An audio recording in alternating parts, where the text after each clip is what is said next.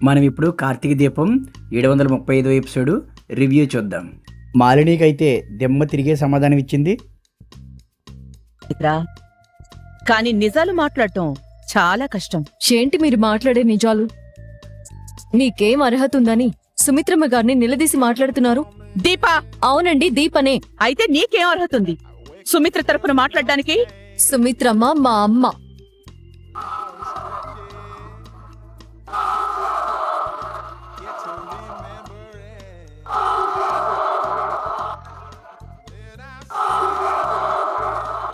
సుమిత్ర మీ అమ్మ? ఈ ఇంటి ఆడపడుచు కోడలికి ఈ ఇంటి కోడలు వరసకి అమ్మే అవుతుంది. ఆవిడ్ని నేను అమ్మలాగే చూస్తాను. ఆవిడ్ని ఎవరైనా ఒక్క మాట అంటే అడ్డుపడతాను.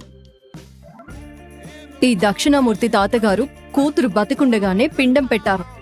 అప్పుడేమైంది బంధం? మేనకోడలి మనసు గురించి ఆలోచించే మీకు ఆడపడుచు మనసు అర్థం కాలేదా? మావయ్య గారు నా ఆడపడుచుకి పిండం పెట్టొద్దు అని ఎందుకు అడ్డుపడలేదు? కూతురికి నచ్చిన వాణ్ణిచ్చి పెళ్లి చేయకపోతేనే మీరు చేతగాని తల్లిదండ్రులు అని వీళ్ళని నిందించారే. బ్రతుకున్న ఆడపడుచుకి మామగారు పిండం పెడుతుంటే చూస్తూ నిలబడిన మీరు చేతగాని వాళ్ళు కాదా? అమ్మా నాన్నంటే కూతురుకు మండదా ఏంటి? ఇంకా గట్టిగా తగులుకో, నేనేం అడ్డుపడినా. పిన్నికి మాత్రం పడాలి. మీ చేతల గురించి ఎవరికి తెలీదనుకున్నారా? అది మా సొంత విషయం. దాన్ని ప్రశ్నించడానికి నువ్వు సరిపో. ఇది వీళ్ల సొంత విషయం. ప్రశ్నించడానికి మీరు సరిపోరు. శభాష్ దీప, నా మనసులో మాట నువ్వు చెప్పావు. అన్నయ్య! ఏంటి అన్నయ్య? నా చెల్లెలి కోడలు చెప్పిందంటే నేను చెప్పినట్టే. నా కూతురు పెళ్లి ఎలా చెయ్యాలో, ఎప్పుడు చెయ్యాలో, ఎవరితో చెయ్యాలో నాకు తెలుసు. కానీ దాని మనసులో ఇంకా పాత ప్రేమ అలాగే ఉంది అని మాత్రం నీకు తెలీదు. అది అందరికీ తెలుసు పిన్ని. నేను నీతో ఏదైతే చెప్పానో అదే మాట నా మరదలకు కూడా చెప్పాను. నీ మాట విందా? వింటుంది. మెల్లగా మనసు మార్చుకుంటుంది. తనేమీ నా శత్రువు కాదు. తన జీవితం నాశనం అయిపోవాలని కోరుకోవడానికి. మా అత్త అల్లారి ముద్దుగా పెంచుకున్న కూతురు తను. మా అత్త బతుకున్నదే తన కోసం. మేము ఇంతమంది ఉండి మేము కోరుకున్న సంతోషాన్ని గాలికి వదిలేస్తాం అనుకున్నారా? నువ్వు వదిలేసావు కదా మరి. నేను దీపమేళ్ళలో తాళి కట్టాలన్నది నా తలరాత. కట్టాను, దీపకి భర్తనయ్యాను. అలాగే భగవంతుడు తనకే ఒక రాత రాసుంటాడు. ఎవరితోనో తన జీవితాన్ని ముడేసి ఉంటాడు. పెళ్లి చేయాలి అంటే ప్రయత్నాలు జరుగుతున్నాయి, సంబంధాలు చూస్తున్నాను. అదేమి వస్తువు కాదు కదా, అనుకోగానే ఎవరో ఒకరి చేతిలో పెట్టి పంపించేయడానికి. ఈ ఇంటి ఆడపిల్ల, ఈ తల్లి గారాల కూతురు, ఆ తాత ముద్దుల మనవరాలు. చెయ్యి అందుకునేవాడు వీళ్ళకి మించిన ప్రేమ పంచాలని కోరుకుంటారు కదా. ఏమో, జోస్న తలరాతలో అలాంటి వాడితో ఎప్పుడు ముడిపడుందో. ఇక్కడ అందరి తలరాతలు మీ తాత శివనారాయణ మారుస్తాడురా. దక్షిణామూర్తి! ఏ నా మాట నిజం కాదా? ఏంటి నిజం? మార్కెట్లో నంబర్ 1 గా ఎలా నిలబడాలో తెలిసిన నీకు మనవరాలి పెళ్లి ఎలా చెయ్యాలో తెలియకపోవడం ఆశ్చర్యంగానే ఉంది. తాత, నువ్వెందుకు నా గురించి మాట్లాడుతున్నావు? తాత అని పిలిచావు కదా, అందుకే నీ గురించి మాట్లాడుతున్నా. మీ అమ్మ తనకు నచ్చిన వాడిని పెళ్లి చేసుకుంది, అది న్యాయం. మీ బావ తనకు నచ్చిన మనిషిని పెళ్లి చేసుకున్నాడు, అది న్యాయం. మీ తాత కూడా తనకు నచ్చిన మనిషినే పెళ్లి చేసుకున్నాడు, అది కూడా న్యాయం. కానీ దురదృష్టం ఏంటంటే ఈ న్యాయం నీ విషయంలో పనిచేయట్లేదు. వీళ్ల విషయంలో వాళ్ల ఇష్టాల్ని వాళ్ళు గౌరవించుకోవచ్చు, కానీ నీ విషయానికి వచ్చేటప్పటికి నీ ఇష్టానికి విలువే లేదు. కార్తీక్ ఎవరు?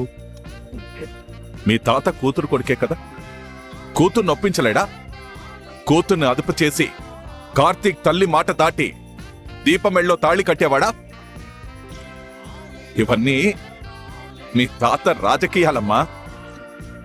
చిన్నపిల్లవి, నీకివన్నీ అర్థం కావు. తలపడేంత తగువ తెచ్చుకునే వరకు నువ్వు నిలబడవని నాకు అర్థమవుతుంది దక్షిణామూర్తి.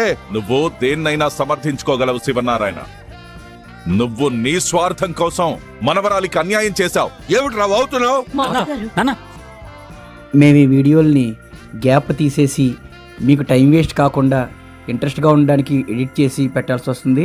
మా ఎఫర్ట్ కనుక మీకు నచ్చితే మన ఛానల్ని వెంటనే సబ్స్క్రైబ్ చేసుకోండి, మన వీడియోని లైక్ చేయండి, బెల్ ఐకాన్ ఆన్లో పెట్టుకోండి. అప్పుడే మేము వీడియో పెట్టిన వెంటనే మీకు నోటిఫికేషన్ వస్తుంది. ఇక మళ్ళీ సీరియల్ రివ్యూలోకి వెళ్ళిపోతే, తాత, నిప్పు లాంటి నిజం మాట్లాడతాను. ఒప్పుకుంటావో నిందిస్తావో చూస్తాను. ఏంటి నువ్వు మాట్లాడే నిప్పు లాంటి నిజం? నీ అల్లుడి రెండో పెళ్లి గురించి తెలిసి ఇంట్లో నుంచి గంటేశావు. కొత్తగా ఏదైనా ఉంటే చెప్పు. అసలైంది ఇప్పుడు చెప్తాను విను. నువ్వు కొట్టి గెంటేసిన నీ అల్లుడు శ్రీధర్ ఇంటికి కోడలిగా పంపించలేక నువ్వు కార్తీక్ జ్యోత్స్నలను విడదీశావు. నీకు బంధుత్వం కంటే పౌరుషమే ముఖ్యం. తప్పు చేసిన శ్రీధర్ని దశరథకి వియంకుడిగా చేయటం ఇష్టం లేక మనవరాలి ఇష్టానికి తిలోదకాలు వదిలేశావు. దక్షిణామూర్తి, నీ మనవరాలి ప్రేమని నువ్వే చంపేశావు. నీకు మాటలతో చెప్తే సరిపోదురా? వద్దు. నేను ముందే చెప్పాను కదా, నిప్పు లాంటి నిజం చెప్తాను, తట్టుకోగలవా అని. మీరెందుకు చెప్పాలి? మీరనుకుందే నిజం అని ఆయన ఎందుకు అనుకోవాలి? ఆయన అలా అనుకుని ఉంటారని కుటుంబం అంతా ఎందుకు అనుకోవాలి? వాళ్ళు మిమ్మల్ని వద్దనుకున్నారు. మీ సలహాలు గాని, మీ సూచనలు గాని, మీ స్నేహం గాని, మీ బంధుత్వం గాని వాళ్ళు అవసరం లేదనుకుంటున్నారు. అయినా సరే మీరెందుకు పదే పదే శివనారాయణ గారిని రెచ్చగొడుతున్నారు?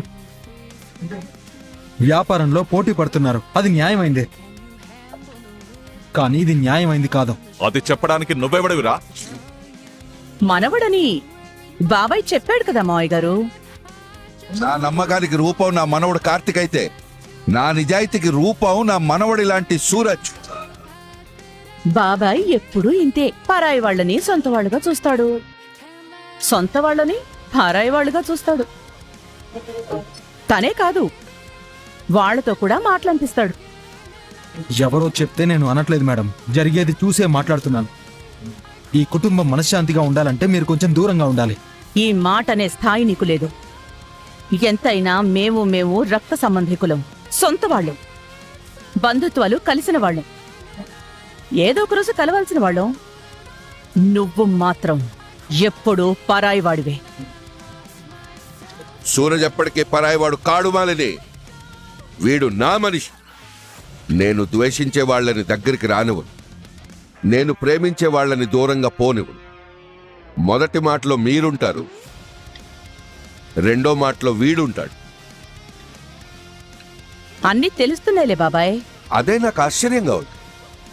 నా ఇంటి విషయాలు నాకంటే ఎక్కువగా మీకే తెలుస్తున్నాయి. మనుషుల్ని కొనడం నీకు అలవాటే కదా. ఈసారి ఎవరిని కొనేసావో తెలుసుకోవచ్చా? నువ్వు తెలుసుకోలేవు బాబాయ్. తెలుసుకోవడం పెద్ద విషయం ఏం కాదు. అంటే నీకు తెలుసా? తెలుసు సార్. ఏంట్రా నీకు తెలిసింది? మీ వేలికి ఉండాల్సిన ఉంగరం ఈ ఇంట్లో ఎవరి వేలికుందో వాళ్లే ఈ నిజాల్ని మీతో చెప్పారు.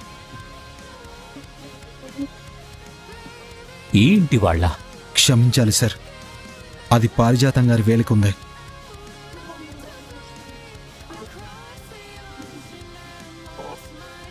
ఇదే ఉంగరాన్ని వంటల పోటీల టైంలో మాలిని గారు నాకు ఆఫర్ చేశారు, నేను తీసుకోలేదు.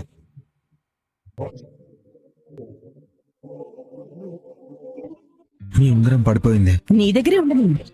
ఇంతకు మించి నేను చెప్తే బాగోదు. గ్రాని గురించి తెలిసిందంటే వీడికి నా గురించి కూడా తెలిసిపోయి ఉంటుంది.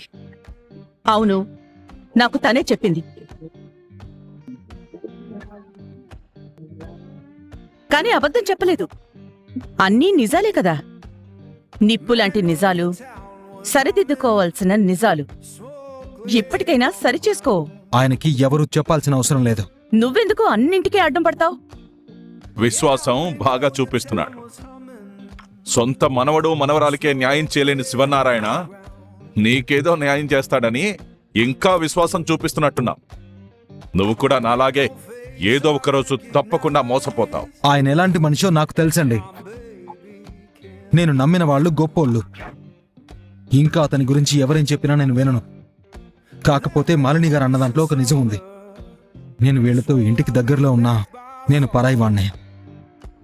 ఇంక నేను ఇక్కడ ఉండకూడదు. సూరజ్, క్షమించండి సార్, నేను వెళ్ళిపోతేనే మంచిది.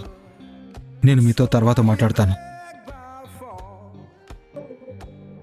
ఏం శివనారాయణ, మనవరాలి పెళ్ళి ఎప్పుడు చేస్తావు? దానికో తారీఖు, నెల, సంవత్సరం అట్లాంటివేమైనా ఉన్నాయా? లేదా నీ మనవడు చెప్పినట్టు జోస్న తలరాత అని వదిలేస్తావా? తాతగారు, జోష్న పెళ్లి చూడాలని తహతహలాడుతున్నట్టున్నారు. మీరేం కంగారు పడకండి, పెళ్లి తొందరలోనే జరుగుతుంది. చాలా తొందరలోనే జరుగుతుంది. పెళ్లి బాధ్యత కూడా మాదే. మంచి సంబంధం చూస్తాం, ముహూర్తాలు పెట్టిస్తాం, మొదటి శుభలేఖ మీకే పంపిస్తాం. ఏం తాతయ్య గారు, నేనేమైనా తప్పుగా మాట్లాడానా? లేదమ్మా, మామూలుగా అయితే ఇలాంటి వాళ్ళని శుభకార్యాలకి పిలవకూడదు. కానీ మన ఇంటి పెళ్లి గురించి తప్పించిపోతున్నారు కదా, ఖచ్చితంగా వీళ్ళని పిలవాల్సింది. వెళ్ళిరండి దక్షిణమూర్తి గారు, మొదటి శుభలేఖతో మళ్ళీ మీ ఇంట్లో అడుగు పెడతారు. మంచిది, వెళ్దాం పద. నాకన్నీ చెప్పిందని పారిజాతాన్నేం అనకు బాబాయ్. ఎవరిని ఏం చెయ్యాలో, ఎవరిని ఎక్కడుంచాలో నాకు తెలుసు. నువ్వు చెప్పాల్సిన అవసరం లేదు. నా నిజాయితీని కొనలేవు అన్నాను, కొని చూపించావు. నా నమ్మకాన్ని పోగొట్టలేవు అన్నాను, పోగొట్టి చూపించావు. ఒక విధంగా నువ్వు నాకు మేలే చేసి. పచ్చగా ఉందని పంట పొలమే అనుకున్నాను. ఆ పచ్చని పంటలో కలుపు మొక్కలు కూడా ఉన్నాయని నువ్వు అడుగు పెట్టిన తర్వాతే తెలుసు. అయిపోయింది, ముసలోడు నన్ను బతుకునివ్వడు, పోతాను, ఏదో ఒకటి అయిపోతాను. కలుపు తీయటం నాకు బాగా వచ్చు. ఇంకా నువ్వు వెళ్ళొచ్చు. మళ్ళీ కలుద్దాం బాబాయ్. అది నా దురదృష్టం. ఉంటాను మిత్రమా. మంచిది. ఉంటానమ్మా. మావయ్య గారు, ఒక్క నిమిషం. బాబాయ్కి నేను ఇవ్వాల్సింది ఇవ్వకుండానే వెళ్ళిపోతున్నాను. ఇవ్వండి మావయ్య గారు. ఇచ్చింది ఉంచుకోవడం మీకు అలవాట్లేదు కదా బాబాయ్. నాకు కూడా అలవాట్లేదు బాబాయ్. ఇది మీరిచ్చింది. నువ్వు దాని మీద ఏం రాసుకున్నా పై చేయి నాదే ఉంటుంది. ఇది నేనిస్తోంది. లెక్క సరిపోయిందనుకుంటున్నాను. ఇప్పుడు పదండి మావయ్య గారు. పారిజాతం,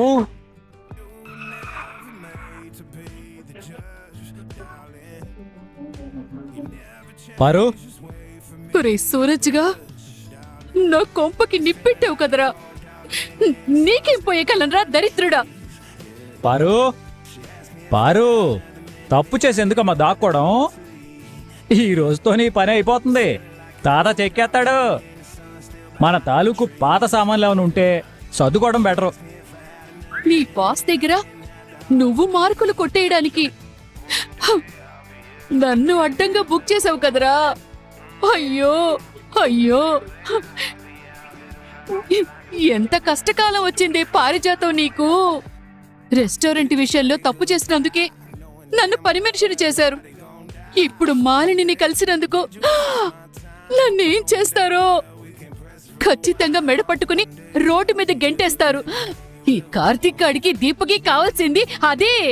అమ్మో, జోస్న ఇరుక్కోదు, అది ఏదో ఒక రకంగా తప్పించుకుంటుంది. పారు ఏమైపోయిందమ్మా? కొంపదీసి పెరటి కూడా దూకి బయటికి పారిపోలేదు కదా? అయ్యో అయ్యో, ఏం చెయ్యాలి, ఏం చెయ్యాలి?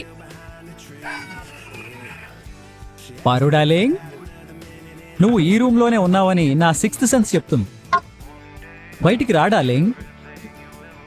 ఇక్కడ నీకోసం సన్మానం ఏర్పాటు చేశాము. కత్తులు కటర్లు పట్టుకుని రెడీగా ఉన్నారేమో. నువ్వు తలుపు తీయలేదనుకో, తాత వస్తాడు, ఒక్క తన్ను దంతాడు, తలుపు 2 ముక్కలవుతుంది. ఆ తర్వాత నీకు సామజ వరగమనే. పారిజాతం లోపలుందా? అవును తాత. జరగబోయే వేడుక చూడటానికి అతిథులందరూ వచ్చారు. ఇక నువ్వు బయటికి రావడమే ఆలస్యం పారు. నువ్వు బయటకు వస్తావా, మమ్మల్ని లోపలికి రమ్మంటావా? మీరంతా నా సమాధానం కోసం ఎదురు చూస్తున్నారని తెలుసు. సమాధానం చెప్పడానికే తలుపు తీశాను. భయంతో పారిపోతుంది అనుకుంటే తెగించిన మనిషిలా నిలబడిందేంటి? మీరంతా నన్ను బోన్లో ఉన్న ఖైదీలా చూస్తారని నాకు తెలుసు.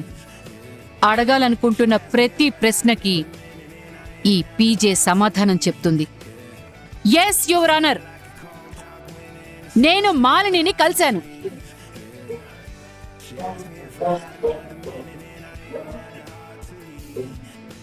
నేను మాలినిని కలిశాను.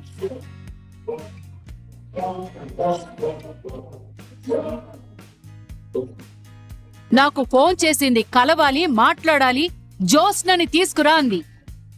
ఎందుకని అడిగావా? అడగలేదు. అలాగని జోస్నకి చెప్పలేదు. చెప్పకుండానే తీసుకువెళ్ళాను. ఎందుకు తీసుకెళ్ళావు పిన్ని? కావాలనే తీసుకువెళ్ళాను. మాలిని ఏం మాట్లాడుతుందో తెలుసుకోవడానికే తీసుకువెళ్ళాను. మన రెండు కుటుంబాల మధ్య ఎలాంటి పరిస్థితులున్నాయో మీకు తెలుసు కదా? తెలుసు.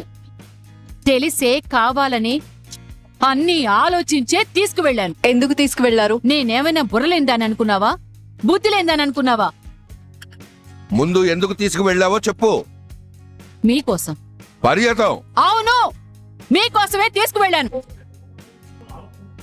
ఇప్పుడు మాలిని నాకు ఫోన్ చేసి జోస్నని తీసుకురా అనగానే, "హ, అసలు ఈ పారిజాతం అంటే ఏమనుకుంటున్నావే" అని అన్నానే అనుకోండి. ఆ మాలిని జోస్నని కలవడానికి మరో ప్రయత్నం చేస్తుంది.